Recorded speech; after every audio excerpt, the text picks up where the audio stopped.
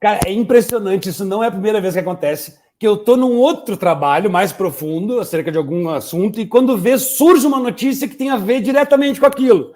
No caso, agora eu estou trabalhando há uns 2, 3 dias num especial sobre o Demiurgo, na história escondida da humanidade, algum material que não veio para o Brasil ainda, de artefatos antigos mostrando a nave com a letra do nome do Yahvé, as 4 letras lá do tal Jeová, destruindo civilizações. Opa, eu não, vou fazer um estudo sobre isso, vou organizar. Aí no meio disso eu vejo o evento na Olimpíada, que foi o quê? Uma abertura, digamos assim, que profana os valores mais tradicionais que existem no planeta. Família, eles fizeram uma representação da Santa Ceia, toda com Beautiful People, lá transferiram, botaram Jesus, um Beautiful People, todo mundo dançando, sem roupa, aquela coisa. Colocaram o próprio Baco, que é o Dionísio, um ser azul, que não sei quem viu a abertura da Olimpíada, né? Representando isso, representando a cultura do chão, da terra, do anticristo, né? de prazeres da terra e que se dane o resto. E aí eu fiz uma análise hoje em dia, porque isso tem total ligação no Demiurgo, no Jeová. Qual a ligação, Ozzy? Vamos fazer agora rapidinho. Quando tu percebe que os destinos do planeta estão sendo ditados agora por uma entidade muito grande chamada de Demiurgo, muitos chamam de Ialdebaoth, muitos chamam de Enkidu, os Anunnaki, essa força extraterrestre que comanda os destinos da humanidade, ela está ligada diretamente nas agendas de dominação, escravização e redução da população que estão acontecendo agora no planeta. Pode ver o mesmo jeito, como muitos dizem, Flávio, para vocês entenderem, que o aspecto psicológico desse demiurgo, desse ser que se diz Deus aqui no planeta, ele é quase psicopata. Ele trabalha com a humanidade como se fosse gado. Então, essa é a cena da Santa Ceia que aconteceu lá na abertura da Olimpíada. Uma profanação total dos valores, não só valores cristãos, mas são os valores tradicionais que ergueram a sociedade. Isso aí é uma empurrando goela abaixo, através das agendas, um progressismo nocivo à humanidade, que vai deixando a humanidade, né, com todo respeito, sem forma física definida, burra, dependente de redes sociais a todo momento, comendo porcaria, sem cuidar dos próprios pensamentos e emoções, uma ansiedade do inferno. Essa é a geração moderna que nós estamos vendo hoje. Isso tem ligação direta da maldade em si. O que vocês acham dessas sociedades secretas aí, Bohemian Groove, né, que tem aqueles rituais escondidos, culto ao Baal, tudo isso tem ligação com esse ser demiurgo. O culto ao Baal está disfarçado até hoje em Wall Street, aquele touro de Wall Street é o próprio Baal, que é o touro adorado lá na época do Moisés. Então tu vê que tem ainda um resquício dessas antigas tradições agora, só que escondida. Essa questão das agendas identitárias, não é que eu esteja contra, tenho muitos amigos aqui que escolheram ter outra opção sexual, está tudo bem. O problema é eles insistirem que as crianças tomem essas atitudes agora, porque deforma todo o futuro da humanidade, eles estão atacando os pequeninos em grande parte, né? Então eu me coloco nessa defesa e denúncia das agendas, ao mesmo tempo que eu tento rastrear de onde é que veio tudo isso, porque é uma pesquisa fascinante, entender as origens do mal no planeta. Aí que tu começa a entender o demiurgo. Culto ao Saturno, quem já ouviu falar? O demiurgo Jeová, ele tem muito a ver, Flávio, com os cultos mais obscuros das sociedades secretas. Especialmente 2, o culto à Lua e o culto ao Saturno. São pesquisas para serem feitas do outro lado. O culto ao Saturno vai bater no Cronos, que é o devorador de seus próprios filhos. O Cronos é uma entidade ligada também no próprio Jeová, nesse demiurgo. É um ser que devora seus filhos. Ele praticamente criou a tal roda de Sansara, que todos falam, que tu nasce, cresce, morre e é devorado. De novo, nasce, cresce, morre, sugado e devorado. Não deixa de sair daquele conceito lá de que nós seríamos bateria, energia desses seres. Exato. Isso é uma constatação científica, Flávio. Nosso corpo emite volts eletromagnéticos. A Terra emite também essas questões eletromagnéticas. Quando tu pega as 4 forças fundamentais do universo, segundo a ciência avançada, que seria a força nuclear fraca e forte, que liga o átomo, o eletromagnetismo e a gravidade, tu vê que os últimos estudos da cosmologia estão eliminando as 3 forças e ficando só com o eletromagnetismo. Tudo pode ser só uma teoria, e, na verdade, a energia predominante do universo é eletromagnética. Ou seja, imã, magnetismo, eletricidade, universo elétrico. Porra, isso vai linkar na mitologia do passado. No que significam esses deuses caídos da mitologia, que são muito falados, né? Enkidu, os Anunnakis, porque os deuses caídos da Bíblia, do Gênesis 6, dos que flertaram com as mulheres, tiveram gigantes. Isso tudo é rastreável, encerrando essa primeira parte, historicamente, para entender de onde que veio toda essa loucura que impera no planeta hoje em dia. Tem o dedo extraterrestre? Tem um dedo multidimensional? Tem. Assim como as coisas boas aqui podem ser frequenciadas e conectadas, as coisas ruins também. Então a humanidade sofre uma espécie de vampirismo, sim, mas como toda história de vampiro, presta bem atenção nisso, o vampiro só entra na tua casa quando tu permite.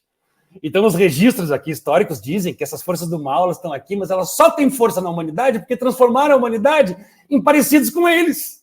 E aí eles nos controlam. Quando tu controla isso, te torna senhor de si mesmo, aí o jogo começa a virar. E aí que começa uma nova fase de pesquisas, que são as frequências dos mestres do passado, que tudo é muito importante para que tu possa ter armas, te nutrir de abrangência para te defender no meio desse momento planetário. O mundo sempre foi um desafio, não foi feito para fracos. Apesar de muitos dizerem que não se evolui, tem umas teses aí, né? Que o planeta ninguém evolui, é só uma experiência de Deus. Bom, eu acredito que sim, evoluímos, crescemos, e as dificuldades nos fortalecem, entende? Então, acho que, penso eu, é um dos grandes significados da dualidade aqui no planeta. Por que existe o mal? Para que o bem possa ser valorizado. Se não tivesse a sombra, a luz não teria valor. Se não tivesse a tristeza, não saberíamos o valor da alegria. Então, pelo contraste, isso segundo os iniciados, eles falam muito disso do passado. O contraste faz com que a gente valorize o que é importante. É quase uma decisão pessoal de cada um de nós onde vai conectar, né? Então, quando tu vê essas cenas de degradação, por exemplo, nessa abertura das Olimpíadas, vai uma degradação, a gente se lambendo, é aquela, sabe, nojeira. Bom, aquilo ali, ou tu gosta e vai, ou tu repudia e pensa, não, eu não sou assim.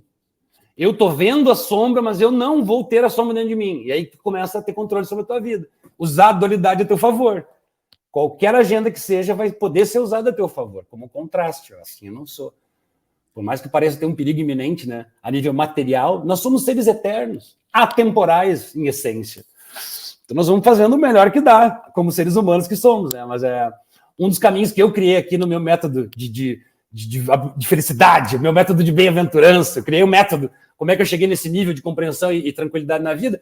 Inclui 3 coisas básicas, que é a pessoa fazer revisionismo histórico, botar laboratório de pesquisa ativo, continuar sempre pesquisando sobre quem nós somos de verdade, a história manipulada, ok? Entender aonde na história foi a manipulação do mal, onde é que começou tudo, o mercantilismo, as leis marítimas que nós vivemos hoje em dia, cadastrado no Estado, Leviatã, que é uma espécie de entidade, o Estado, Leviatã.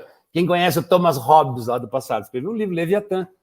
É uma entidade que domina tudo e todos, e incorpora tudo que tem de melhor de todos para ela. É um Leviatã, um Estado. É difícil de entender ou vocês entendem? Então, essa história do Leviatã é interessante, porque nós vivemos dentro de um Estado democrático de direito e nem entendemos como funciona. Mas quando tu nasce, tu já é cadastrado, em letra maiúscula. Isso significa que tu é propriedade do Estado, corporação, governo. Somos adotado pelo Leviatã. É verdade. Quem é seu pai? Meu pai é o Eterno? Não, meu pai é o padrasto. Isso mesmo. Por isso que isso é interessante quando tu começa a estudar, Flávio, que tu vê que nós não somos a santidade que eles inventaram, a santidão. Nós somos 2.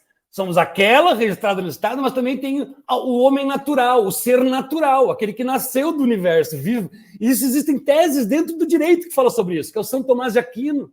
A lei natural, eu até estava pesquisando ontem de novo para o meu vídeo do Demiurgo. A lei natural sempre foi apontada por grandes sábios como sendo o caminho certo, divino, de ser livre enquanto tu não fere a liberdade do outro. Então tu tem essa liberdade individual de propriedade privada, de cuidar da tua própria fazendinha, dos teus próprios cultos religiosos. Essa é a lei natural. E não um cadastro numa corporação-estado que te obriga a crescer, ter um trabalho, se encaixar no mercado de trabalho, casar, morrer e ser usado como bateria por esses seres que estão aí obscuros. Mas lembrando que nós só somos usados que a gente permite o uso. É um vampirismo. Vai desconectando aos poucos disso tudo. Tirando essas conexões, essas amarras que ligam na Matrix. No arquétipo coletivo, no inconsciente coletivo, que é o próprio Demiurgo em si, que é o próprio Jeová. Emanado dele. Segundo os estudos gnósticos, quando tu vai estudar o Demiurgo, o Flávio sabe disso muito bem, o Demiurgo e Sofia. O Demiurgo se plasmou aqui no planeta como se ele fosse Deus e criou vários caminhos arquetípicos que tu pode trilhar neles. É o arquétipo coletivo, ou seja, o inconsciente coletivo, os caminhos frequenciados, que todo mundo caminha neles, mas a maioria nem sabe. Estou aqui caminhando. Então, qual é a indicação dos grandes mestres para sair dessa turbulência?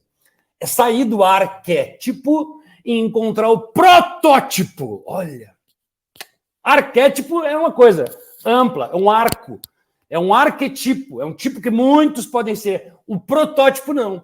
Protótipo é único, singular. É tu encontrando o teu próprio valor, te reprogramando, saindo do arquétipo coletivo e criando o teu próprio caminho. Isso na alquimia é chamado de protótipo. Sai do arquétipo coletivo e entra no singular, no protótipo individual. Ou seja, a solução para os problemas da humanidade não está no despertar coletivo, não. É o contrário. Está no despertar individual. No microcosmo sendo mudado. Não lá no macro, que vão vir as mudanças. Isso é um estudo fascinante sobre nós mesmos e que eu compartilho muito aqui nos meus estudos avançados e vídeos.